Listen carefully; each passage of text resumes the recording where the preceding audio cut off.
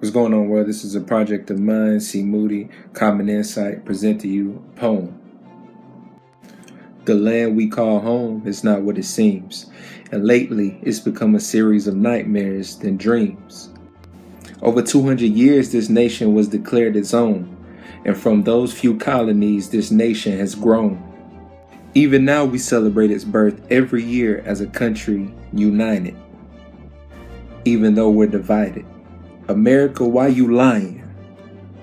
The land of the free and the home of the brave? America was birthed in deceit and a home for their slaves. 1776, your founding fathers signed a Declaration of Independence. July 4th, freedom was gained, yet ignoring the lives of the slaves whose freedoms were retained. It's funny because independence is defined as not subject to another's authority. So really, our nation was declared free, but the freedom was horribly limited to your majority.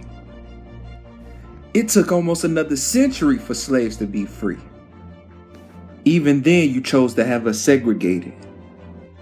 But to you, it would seem un-American if we refused to celebrate it. Rumor has it our proclamation was just a war tactic anyway.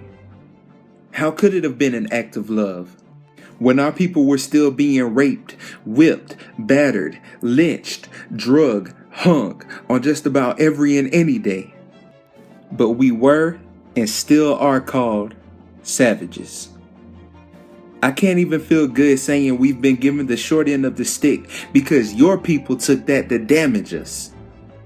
So your anniversary isn't the same for my ancestors, and the difference is we were American property before we were American citizens. Let me say that again. Get this. We were American property before we were American citizens. Since the 1890s, America pledged its allegiance to a flag standing as a nation indivisible, meaning incapable of being divided, which isn't surprising because as human beings, we were invisible.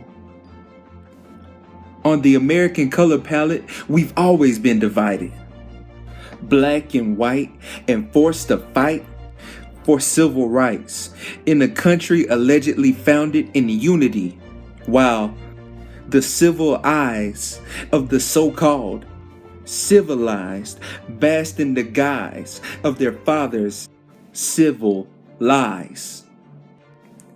So is the bigger problem that we people of color are losing faith in this nation, or that this nation was born without us in mind? Don't get me wrong, I'm happy to be here. I was born and bred here. I'm just disgusted with its history, its design, and its lies on top of lies and lies and lies and lies. There's one solution to this ever-going dilemma at hand, and this is my declaration. If you really have what it takes and claim to want change, well, I say, let's make a new nation. Would it hurt to see a black founding father? Or do you rather continue to suppress the darkness of the history of your own, wanting us to help grow this great tree, but look past the swings you've made for our necks, the branches pierced through our flesh, and ignore that our ancestors' bodies were the manure where this country's seed was sown? What could possibly be a better form of restitution? Don't misinterpret the messenger. I'm just suggesting the nation's evolution is a solution. People have been dying for a change, and now people are dying because there hasn't been change. And revolution is needed to break this revolution of truth that some things are still the same. So let's uphold the unity used as the U in the US of A and grow this land on fresh soil. What do you say? New nation under God.